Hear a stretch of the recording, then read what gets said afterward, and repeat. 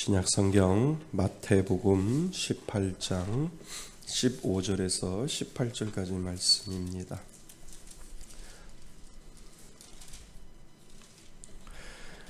마태복음 18장 15절에서부터 18절까지 우리 다 같이 한 목소리로 15절, 16절, 18절까지 함께 합독하시겠습니다. 시작. 내 형제가 죄를 범하거든 가서 너와 그 사람과만 상대하여 권고하라.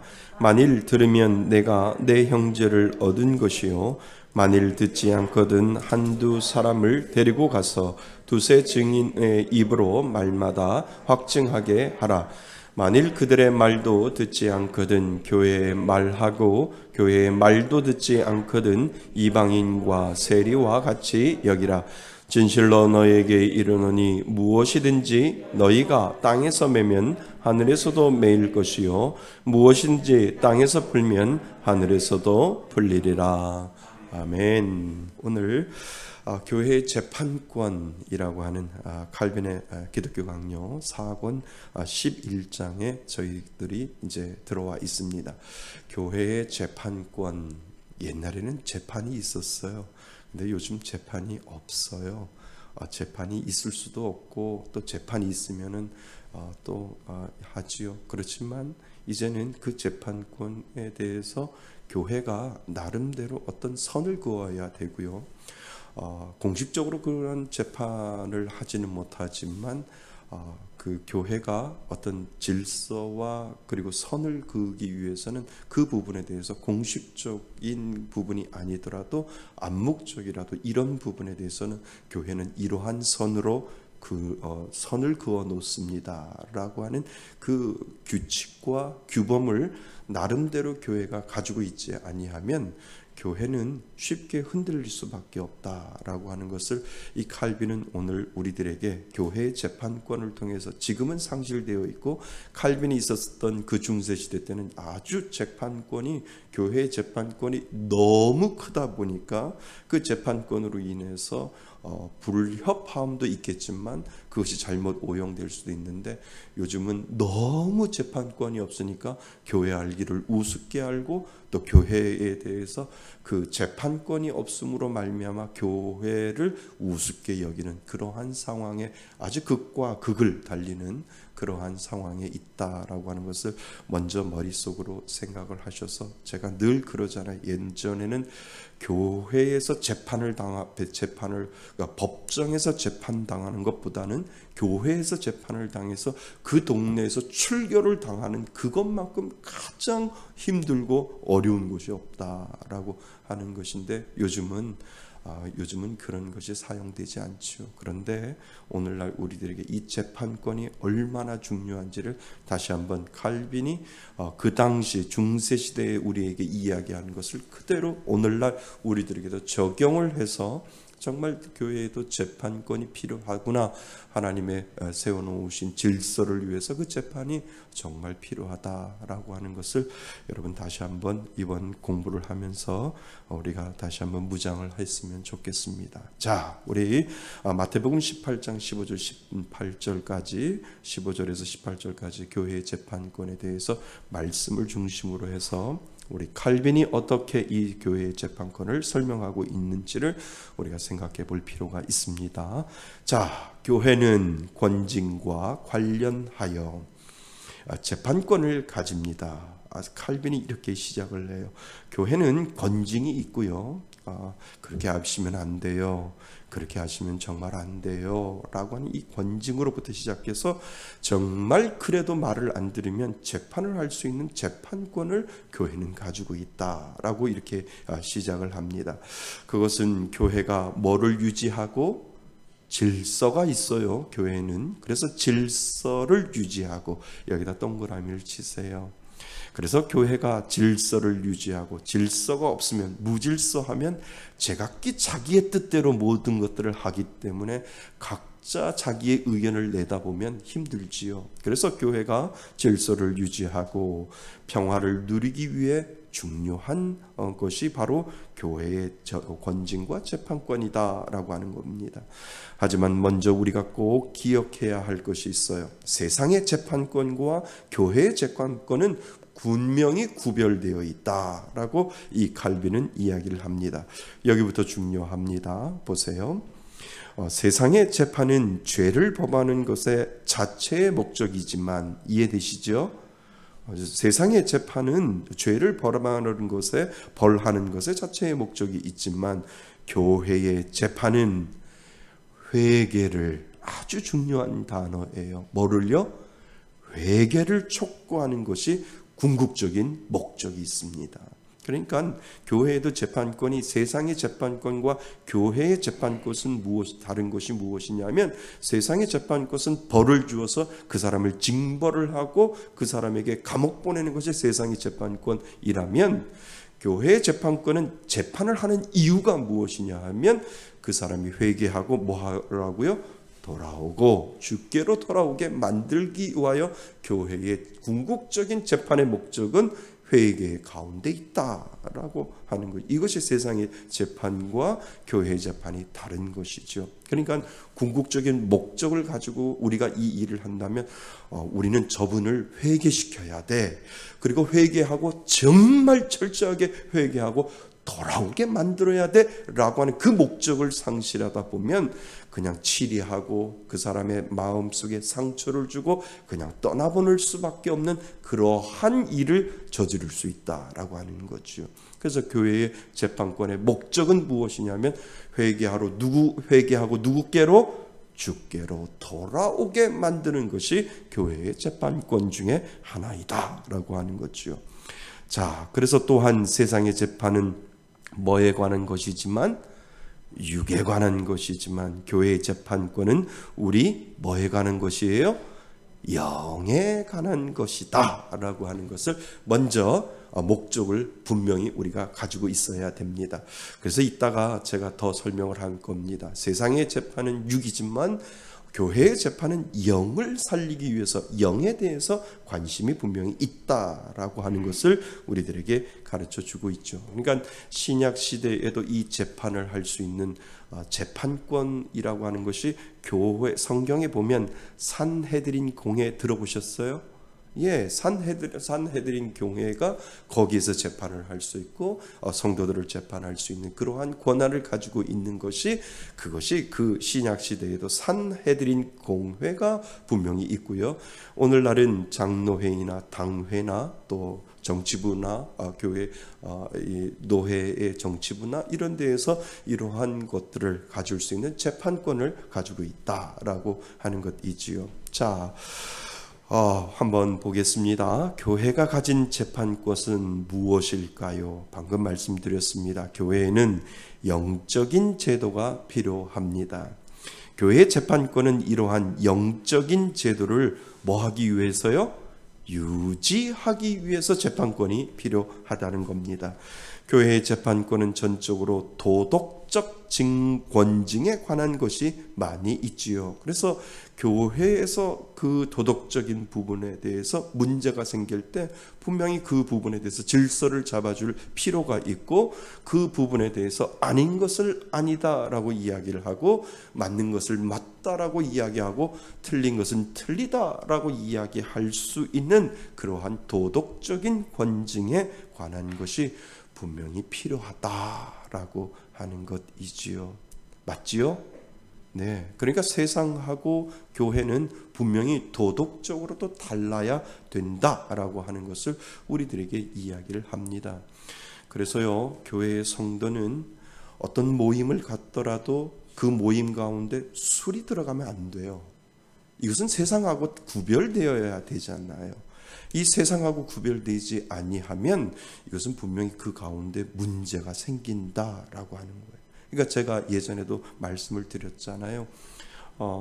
그 영국에 있을 때 한인교회에서 누가 이렇게 뭐 이렇게 한국에서 영국에 나와도 한 3, 4년 있다가 한국으로 돌아가잖아요. 그 교회에서는 환송 예배를 드리고 참 끈안아주고 잘 가시라고, 한국에 돌아가셔서 신앙생활 잘 하시라고 이야기하고, 그 주에 환송도 하시고 또 축복성도 불러주고, 하나님은 너를 사랑해라고 하는 이 축복성 다 불러드리고, 그날 주일날 안녕히 가시라고 꽃다발도 다 주는데, 그 다음날 월요일날 비행기를 타고 대한항공을 타고 한국으로 돌아와야 되는데, 그날 저녁에 모든 성도들이 그 분에 가는 그 집에 가서 또 함께 교제하기 위해서 같이 먹고 마시고 이렇게 교제하는데, 이 목사가 가보니까 뭐가 있어요?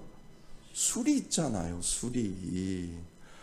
하나님은 너를 사랑해 라고 하면서 갔더니, 제가 좀 저하고 이제 늦게 갔더니 얼굴이 시뻘게 가지고 목사님 오셨네요.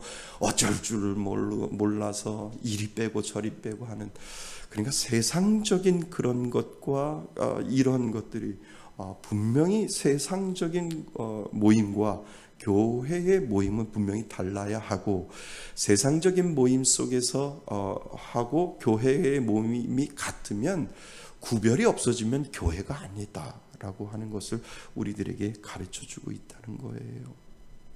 그래서 교회 모임에서는 화투 치면 안 돼요. 10원짜리라도 왔다 갔다 하면 안 돼요. 그거는 교회 모임이 아니라는 거예요. 그거는 세상 모임이지. 교회라고 하는 그리스도 안에서의 하나와 그리스도 안에서의 장로님, 권사님, 집사님, 성도님 하는데, 믿지 않는 사람들이나 처음 신앙생활을 하려고 하는 사람들이 교회나 세상이나 뭐가 다르지?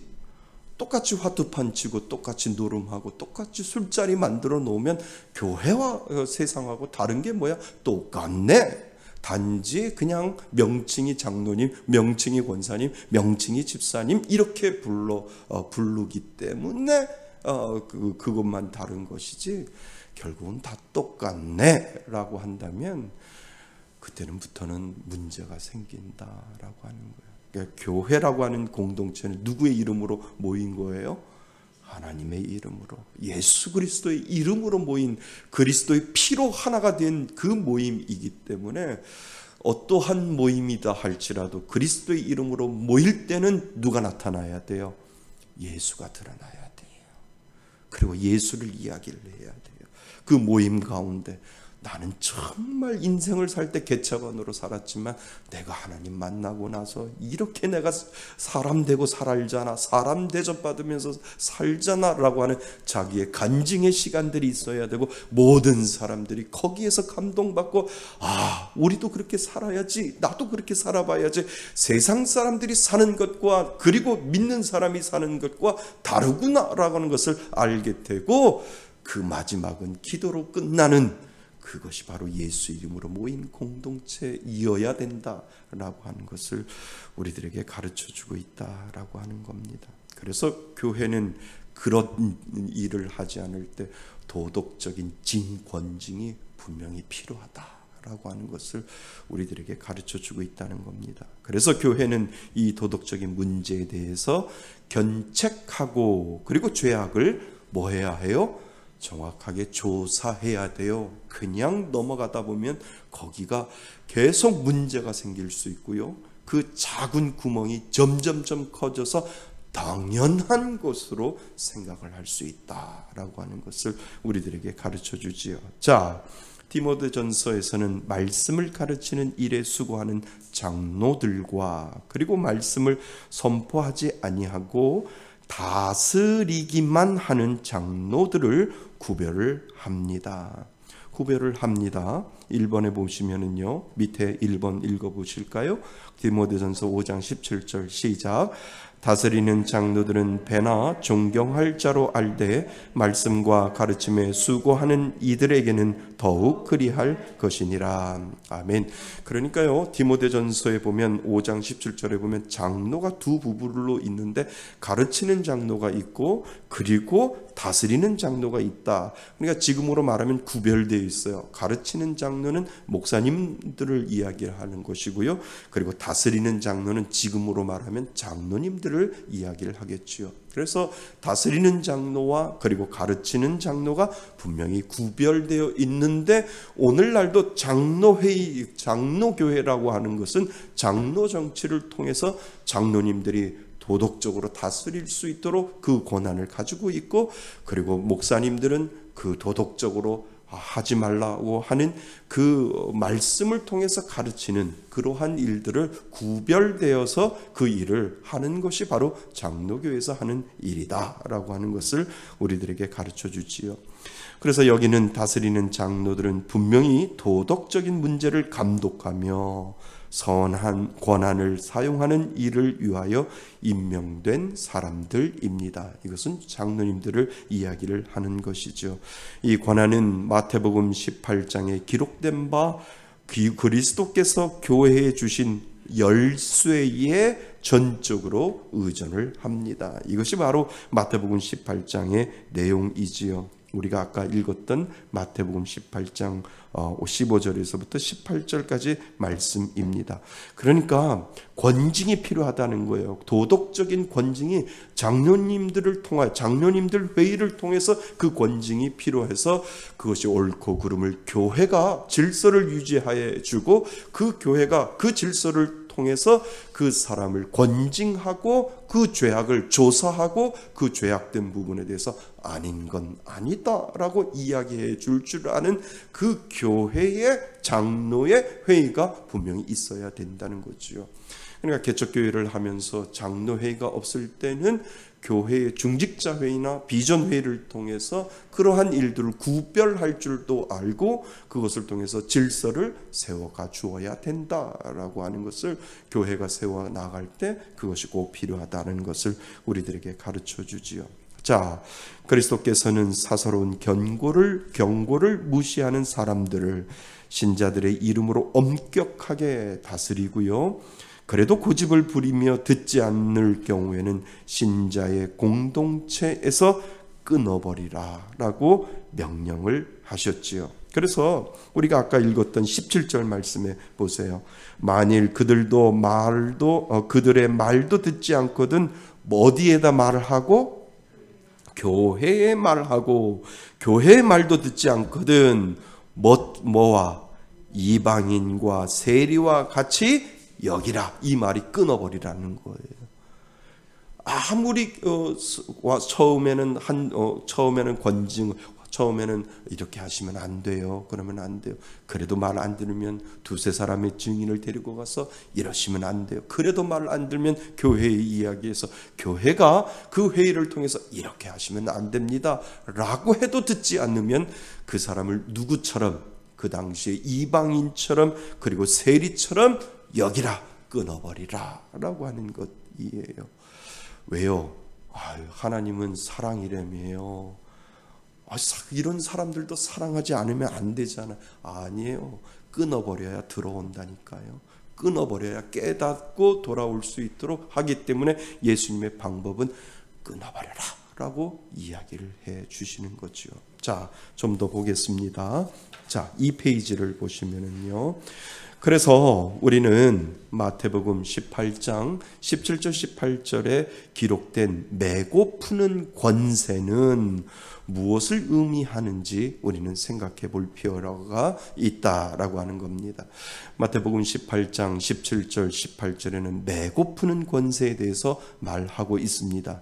무엇인지 너희가 땅에서 매면 어디에서도 하늘에서도 매일 것이요, 무엇인지 땅에서 풀면 어디에서도 풀리라, 하늘에서도 풀리라 라고 우리들에게 마태복음 18장 17절 18절은 이야기를 하고 있는 것은 무엇이냐면, 하나님이 그 교회에 그 권세를 주셨다는 거예요. 그 교회의 목회자를 통해서, 그 교회의 장로회의를 통해서 그 권세를 주었는데, 그 권세가 하나님의 말씀에 의지하고 하나님의 그 말씀에 근거를 하면 여기에서 매면 하늘에서도 매일 것이요, 여기에서 풀면 하늘에서 풀 것이다 라고 하는 그 권한을 교회를 통해서 하나님이 주셨다라고 하는 거예요. 이것이 얼마나 무섭고 얼마나 권위가 있는지 예수 그리스도는 교회를 통해서 우리에게 그것을 주셨다라고 하는 거예요. 그러니까 등록교인을 우리가 생각해 볼 수 있어요. 정교인을 생각해 볼 수 있어요. 그래서 교회에 등록하는 것 아주 쉽게 여길 수 있어요. 그리고 교회도 쉽게 등록을 받을 수도 있어요. 그렇지만 이게 등록하는 것과 정회원이 되는 것, 교회의 정회원이 되고 등록되는 것은 교회에서도 그만큼 responsibility, 책임을 가질 수 있는 것이고요. 그리고 등록하는 것이 그냥 이름만 올리는 것 아니에요. 신중하게 결정을 해서 내가 등록을 하면 교회가 그분을 책임지고 그분을 끝까지 주님 앞에까지 인도할 수 있도록 하겠다라고 하는 그 의미가 등록을 받는 교인도 중요하지만 교회도 중요하지만 등록하는 교인들도 중요하다는 거예요. 그런데 이 등록을 우습게 여겨서 조금만 이상하면 내가 떠나는 거예요. 내가 교회가 잘못되고 목회자가 잘못돼서 정말 내가 좀 이거는 아니지라고 하면서 나의 주관적인 생각이 아니라 모든 사람들이 그렇게 생각하며 우왕좌왕하면서 교회가 이러면 안 되는데 목사가 이러면 안 되는데 이야기를 하면서 모두 다 가슴 아파할 때 나는 여기를 떠나야 되겠구나. 내가 아무리 힘을 쓰고 용을 써도 여기는 안 되겠구나 라고 해서 떠나는 건 모르지만 나의 주관적인 생각을 통해서 내 마음에 안 들어. 나는 목사가 싫어. 나는 그 교회가 싫어. 그리고 나는 누구누구 성도가 싫어. 그래서 나는 떠날 거야 라고 마음에 정해서 그 교회를 떠나면 스스로 그 본인은 그것을 떠났다라고 생각할 경우가 너무나도 많이 있는데 교회에서는 그렇게 생각 안 한다라고 하는 거예요. 그러니까 교회는 그 사람에 대해서 출교 명령을 내릴 수 있어요. 그리고 교회는 그 사람에 대해서 권징을 할 수 있는데 나는 잘 보세요. 나는 교회를 아무데나 가 괜찮아 라고 해서 이제 이 교회는 내가 스스로 결정을 해서 이 교회는 안 하고 내가 다른 교회 갈 거야 라고 하는 그 마음으로 나는 교회를 떠났어도 교회는 그 사람에 대해서 어떠한 것을 가지고 그 교회에 대해서 그 분에 대해서 어떠한 결정을 내리지 않았는데 내가 스스로 결정해서 그 교회를 떠났다라고 한다면 교회는 그 분에 대해서 여전히 가지고 있으면 그분이 교회의 말썽을 일으키거나 교회의 문제를 일으키고 그분이 떠났다라고 한다면 교회는 그분에 대해서 암묵적으로 출교에 대한 의미를 가지고 있다라고 하는 거예요. 그러니까 본인은 자기는 나는 출교가 아니고 나는 교회가 싫어서 나는 떠났다라고 생각하지만 교회에서는 그분을 가지고 있을 때 그분을 출교라고 하는 그 마음 가지고 암묵적으로 그분을 정해 놓아서 나는 이제 다른 교회에 가서 그냥 조용히 다른 교회에 가서 섬길 거야 라고 하면 본인은 모든 것을 맺고 다시 시작한다라고 생각을 하지만 교회 입장에서는 아직도 그 사람을 붙잡고 있기 때문에 나는 이제 그 교회에 대해서 풀려졌다라고 생각을 하지만 영적인 면에서는 교회는 그 사람을 붙잡고 있기 때문에 이 교회에서 매면 하늘에서도 매여 있다라고 하는 거예요. 무슨 말씀인지 이해되세요? 나는 자유롭게 나 저 교회 싫어. 나 저 교회 너무 매여 있어서 싫어. 나는 이제 자유해. 나는 좋은 교회 가서 섬길 거야 라고 하는데 나는 풀려졌다고 생각하는데 하늘에서는 여전히 나를 매어 놓고 있다라고 하는 의미가 거기에 있다라고 하는 거예요. 그러니까 본인은 이제 새로운 교회 가서 새롭게 시작을 하겠다라고 하지만 여전히 하늘에서는 풀려 있는 줄 알지만 여전히 하늘에서 매여 있을 수 있다라고 하는 거예요. 이거는 무서운 이야기예요. 그래서 제가 늘 말씀드리는 게 그거예요. 내가 목회자에도 시작이 있고 끝이 있듯이 성도들에게도 시작이 끝이 있고 내가 그 교회를 이제는 여기까지다라고 한다면 정확하게 맺고 끊는 것을 하고 오셔야 된다라고 하는 거예요. 아무리 다른 교회 가서 내가 새 마음으로 한다 할지라도 여전히 여기에 가지고 있기 때문에 이 사람 왜 교회 안 나와? 라고 생각을 하면서 여전히 여기에서는 묻고 있는데 나는 풀렸다라고 하는 착각을 가지고 있다라고 하는 거예요. 그런데 여기에서는 묻고 있으면 하늘에서도 묶여 있는데 자기는 하늘에서 풀려 있다라고 생각을 하는 그러한 착각 속에서 신앙생활을 할 수 있다라고 하는 거예요. 그래서 제가 꼭 말씀드리고 싶은 게 그거예요. 분명히 항중 집분자는 내가 이 교회에 여기까지 사역을 하겠다라고 한다면 이명증명서를 띄어서 이제 여기까지 사역이 여기에서 마치고 저는 다른 교회에 가서 섬기겠다라고 하는 맺고 끊는 것이 있어야 하고, 또 성도들에게는 아름다운 마무리가 필요하다라고 하는 거예요. 그래서 내가 이 교회에서 올해 12월 31일까지 내가 열심히 사역을 하고, 그리고 하나님이 말씀하시는 새 교회에 가가지고 제가 더욱더 열심히 하겠다라고 그 믿음의 고백이 있어야 될 때, 그것이 진정한 맺고 끊음이 있다라고 하는 거예요. 그러니까 이 교회에서는 아직도 풀어주지 않았고, 이 교회에서는 여전히 묶고 있는데 나는 풀렸다라고 생각해서 다른 교회에 가서 섬기고 있다라고 하면 나는 풀렸다라고 생각하는데 하늘에서는 여전히 매어 있다라고 하는 거예요. 그러니까 이건 영적인 부분이 그 가운데 있다라는 거예요. 그래서 제가 꼭 말씀드리고 싶은 게, 그러니까 이번에 새 가족들 들어오실 때 맺고 끊는 거 확실히 하시고 와서 등록하는 게 중요하신 것이 아니고요.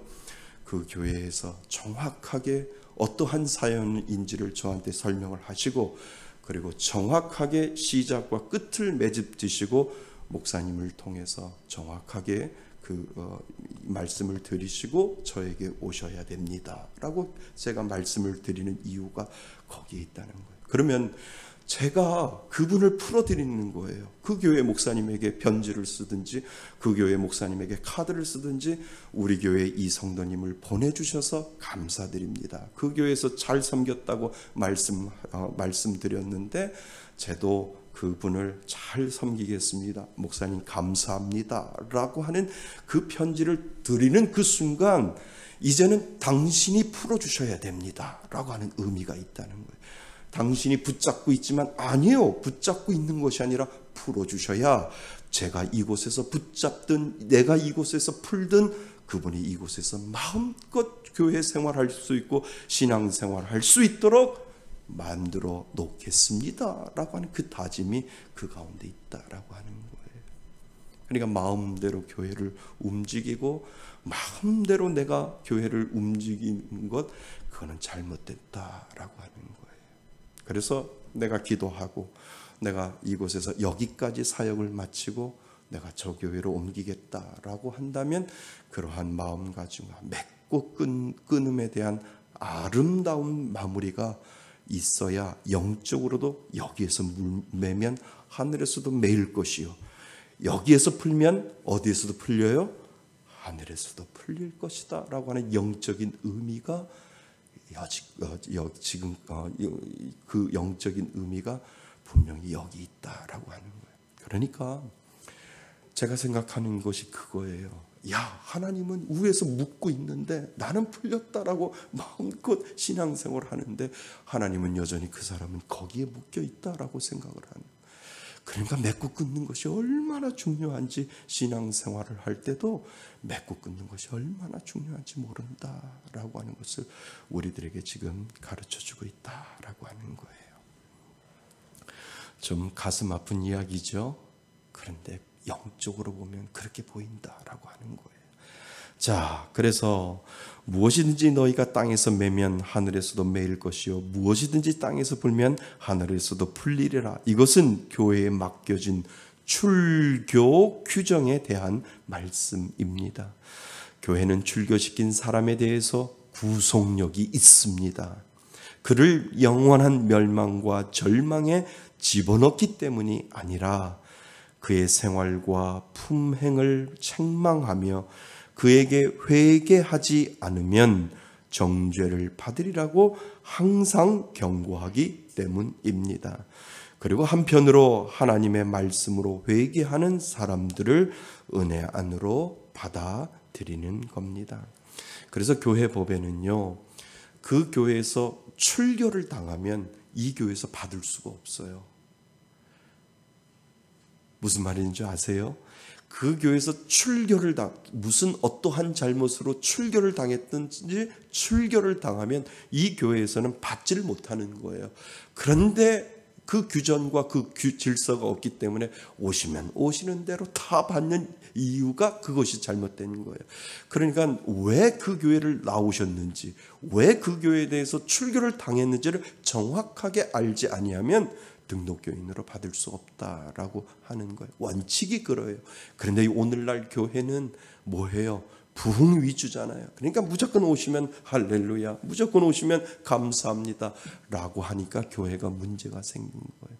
그러니까 쉽게 왔기 때문에 쉽게 떠날 수 있다라고 하는 거예요. 내가 결정하고 기도하고 하나님이 주신 은혜대로 내가 쉽게 결정한 것이 아니라 어렵게 결정해서 한번 자리 잡으면 떠날 수 없다라고 하는 거예요. 그것을 우리들에게 가르쳐 주고 있는 것이죠. 자, 그래서요. 자, 두 번째, 교회의 권세와 세상의 권세는 어떻게 다른가요? 교회는 벌을 주며 강요하는 칼의 권한, 즉 강제력을 가지고 있습니다. 그렇죠? 벌을 주며 강요하는 칼의 권한, 즉 강제력을 가지고 있습니다. 교회는 국가가 해야 할 일을 떠맡지 않으며 국가는 교회가 행하는 일을 사실 할 수 없습니다. 교회는 도덕적으로 범죄한 사람들을 치리하여 회개를 촉구하고 교회의 성결을 유지하지만 세상의 권세는 형벌을 가합니다. 맞죠? 아까 제가 말씀드린 것하고 똑같습니다. 교회의 권한과 국가의 권한은 영역이 같아요? 달라요? 다릅니다. 꼭 기억해야 할 것은 교회는 죄인 스스로 자신을 징계하여 회개하도록 만드는 것이 궁극적인 목적입니다. 그래서 교회는 법적으로 구속력을 가지고 못하고요. 법적으로 자발적으로 무엇인가를 할 수 있도록 만들어주는 거죠. 자, 예를 한번 들어봅니다. 어떤 동네에 한 사람이 살인을 저질렀다고 봅니다. 그는 구속될 것입니다. 이로써 죄인에 대한 외형적인 목적은 다 끝이 납니다. 왜요? 세상적인 법적은 구속시켜서 그 형벌을 받게 하면 외형적인 목적은 다 끝이 납니다. 그러나 교회의 요구는 만족시키지 못했다는 얘기가 됩니다. 왜냐하면 그 다음 봅니다. 그가 교도소에서 풀려날지라도 진정 회개하지 않는다면 그는 또 다른 죄를 짓기 때문이지요. 그렇지요? 맞지요? 예. 그래서 교도소까지 다녀왔기 때문에 자신은 모든 죄를 사함받았다고 하지만 그것은 영적인 부분과 전혀 다른 것이지요. 자기는 죄값을 지렀다고 해서 이제는 그 죄를 다 죄값을 지었다고 해서 나왔다 하지만 영적인 부분하고 분명히 다른 것이지요. 교회와 국가가 하는 일은 그래서 다른 것입니다. 교회에서 하는 재판권은 다분히 영적인 부분들이 더 많이 있습니다. 그렇다면 이러한 차이점 때문에 교회와 세상의 권세가 서로 무관심해도 될까? 그건 또 아니다라고 하는 거죠. 왜냐하면 목사와 교회는 세상 정부를 도와 죄를 짓는 사람들이 줄어들도록 힘써야 되기 때문에 목사와 교회는 세상 정부를 서로 도우면서 서로 상생하는 부분이 그 가운데 있다라고 하는 것입니다. 그러니까 세상은 죄를 통하여 그 사람의 교도소를 보내고 감옥을 보내서 그 죄에 대해서 이제 해결해 주었다라고 하지만 그 사람은 영적인 부분에서 해결되어지지 않기 때문에 교회와 세상은 분명히 다르다라고 하는 것을 우리들에게 이야기를 해주고 있습니다. 목사는 여러분들을 날마다 권징해요. 맞나요? 권징해요. 맞나요? 맞잖아요. 권징이 그냥 그 죄에 대해서 옳고 그름을 이야기하는 것이 아니라 권징이라고 하는 것에는 교육이라고 하는 의미가 있고 그 잘못된 부분들을 교정하는 부분들이 있잖아요. 그러니까 목사는 설교를 통해서 성도들을 권징을 하잖아요. 맞아요?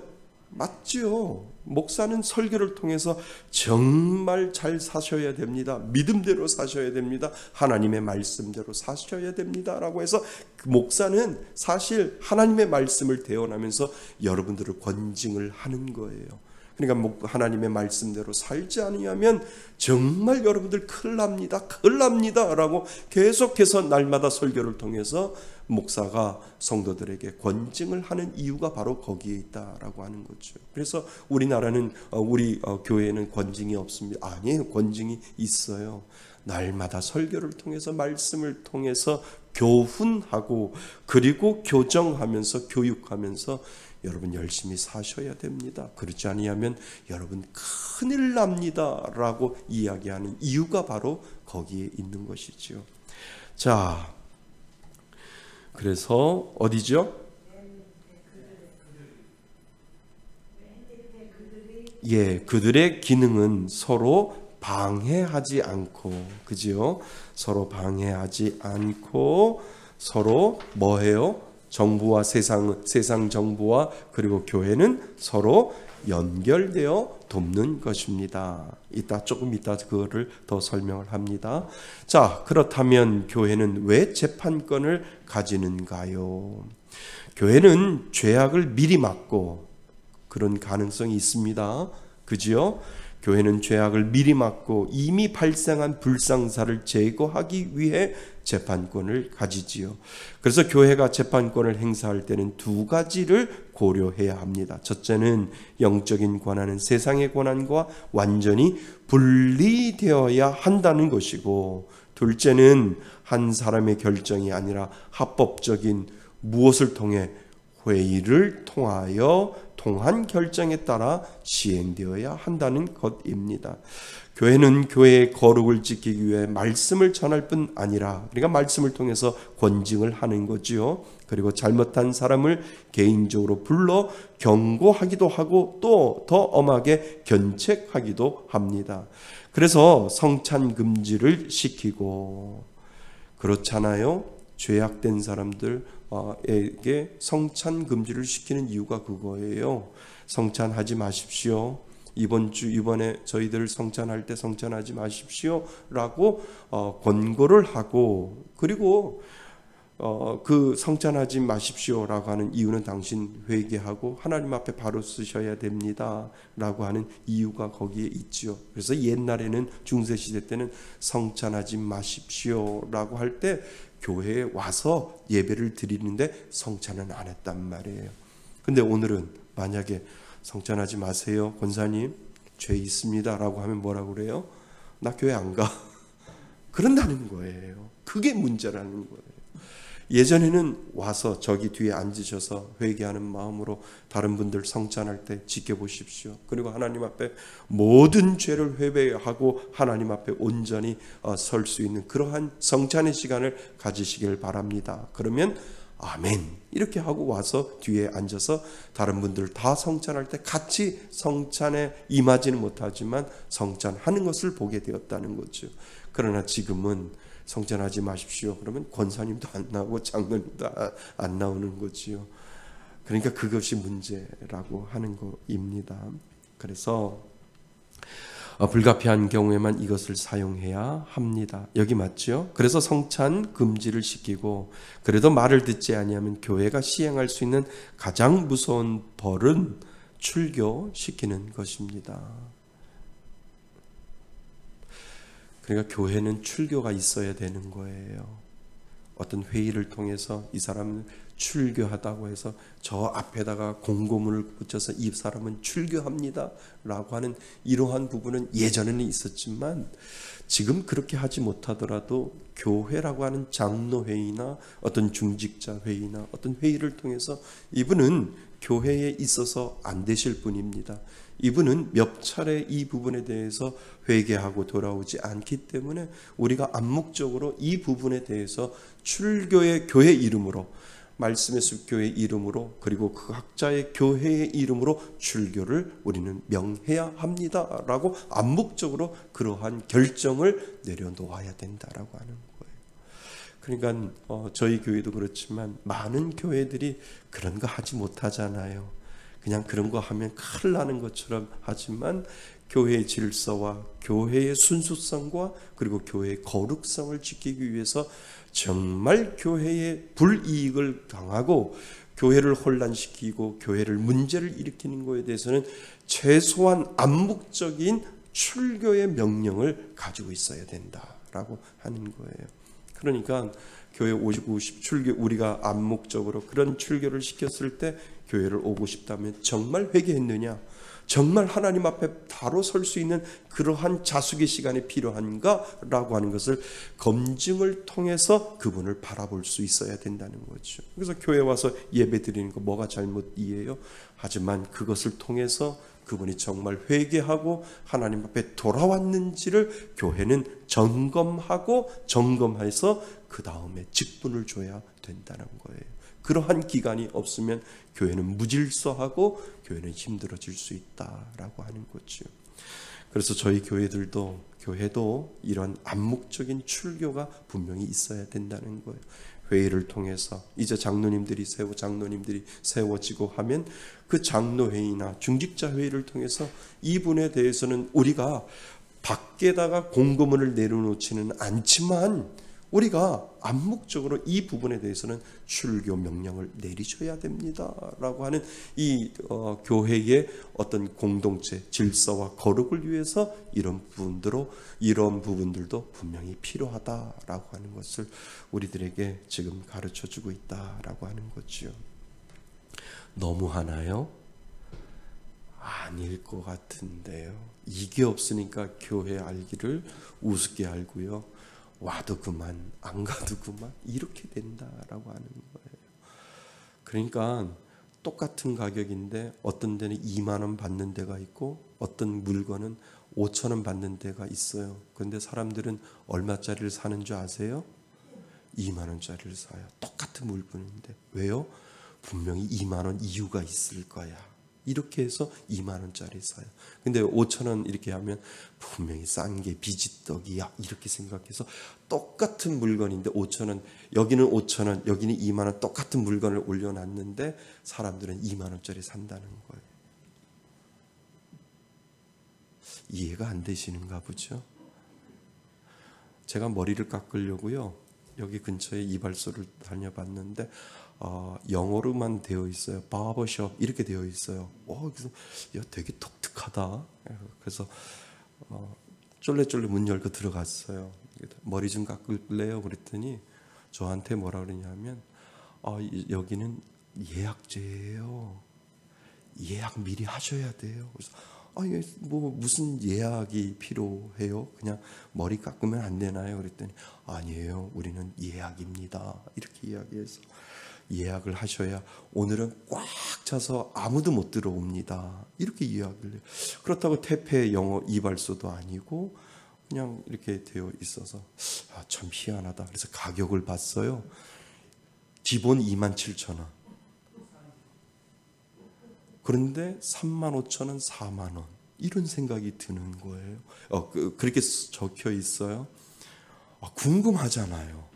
근데 젊은이들이 거기에 다 예약이 돼서 시간 돼서 아주 젊은 남자들이 가서 이발을 해요. 근데 저는 옆에 가서 이제 10,000원짜리를 했지요. 그러면서도 궁금한 거예요. 야, 똑같은 이발인데 왜 저기는 비싸? 분명히 뭔가 다르겠지? 라고 생각해서 나중에 한번 꼭 가볼 거야. 이런 생각이 드는 거예요. 똑같은 이발인데. 그런데 뭐 이발하고 나오는 사람들 보니까 별로 차이가 없는데 그 옆에 10,000원짜리 아저씨는 40년을 하셨대요. 40년 이발을 하셨으니까 제가 가서 어떻게 깎아달라는 얘기도 안 하고요. 앞상, 뒷상, 옆상 이렇게 보니까 저는 이제 사장님한테 맞는 머리 깎아드릴게요 하면서 아무 말도 안 하는데 알아서 깎아주잖아요. 알아서. 그러면서 하시는 얘기가 저 40년 됐습니다. 이 가련동 지역에서 40년 머리 깎았습니다. 그러시는 거예요. 그런데 너무 싸다 보니까 그분 얘기가 너 가격이 오르면 오를수록 낮추면 낮출수록 사람이 그래서 그렇구나. 그래서 교회는 제가 말씀드리고 싶은 게 그거예요. 교회는 정확하게 거룩을 지키기 위하여 권징이 필요하고 거룩을 지키기 위하여 출교가 필요해요. 왜요? 그 사람의 영혼을 위해서.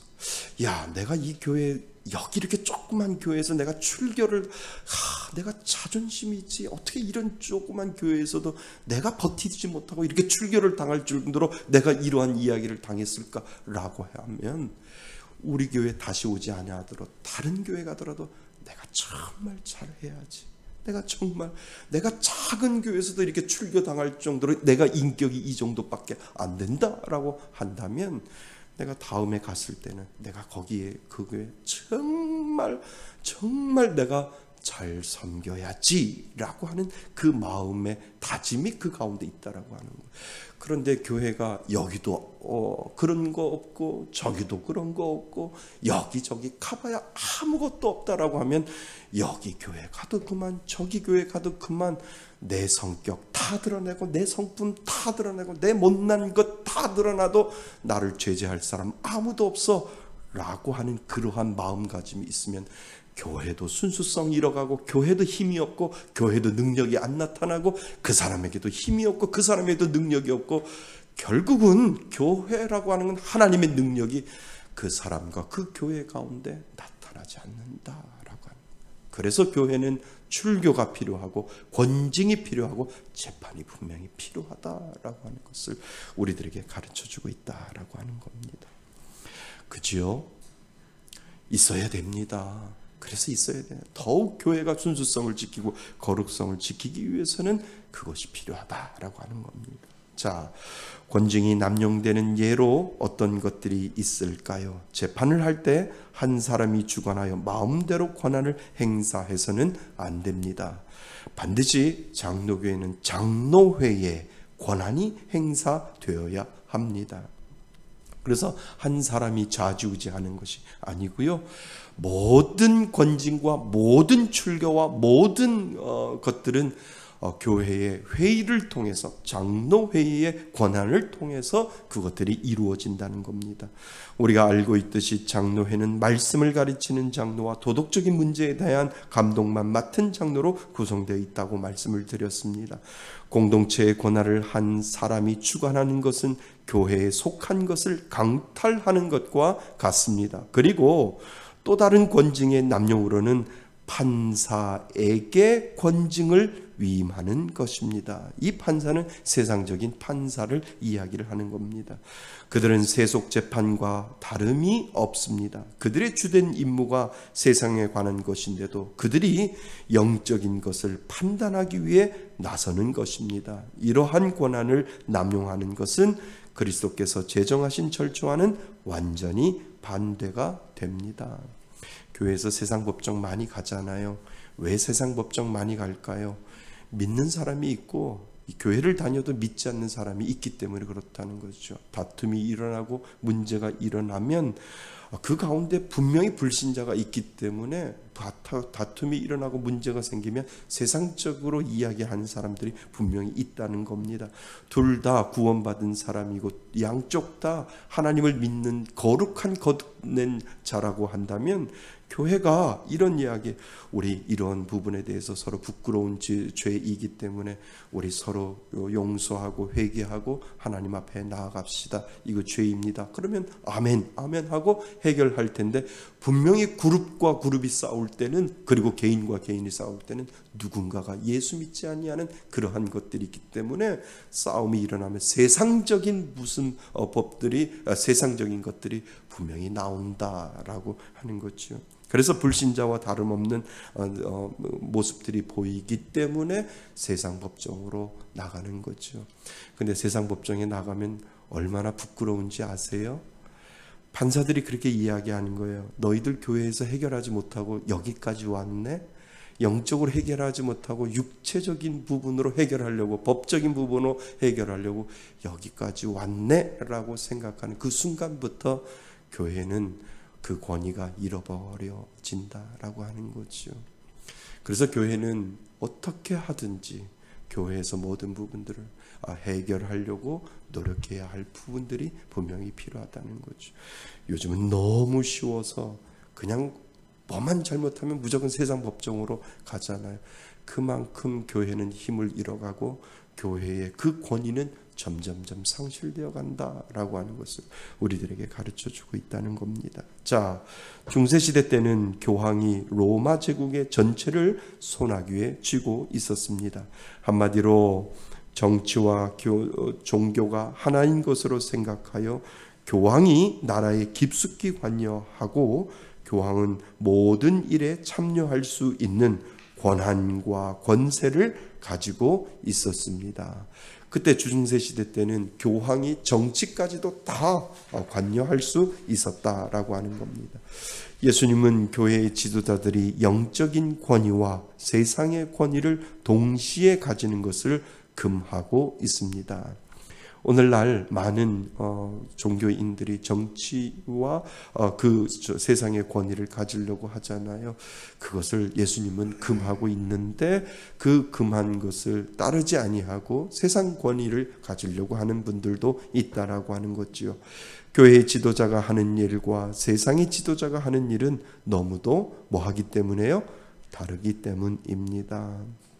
그래서 세속의 정부가 교회를 간섭하고 구속하지 말아야 하고 또 그것을 통해서 교회는 하나님의 법을 어기는 세상의 정부에 대해서 그렇게 하면 안 된다라고 이야기할 줄 알아야 된다는 거죠.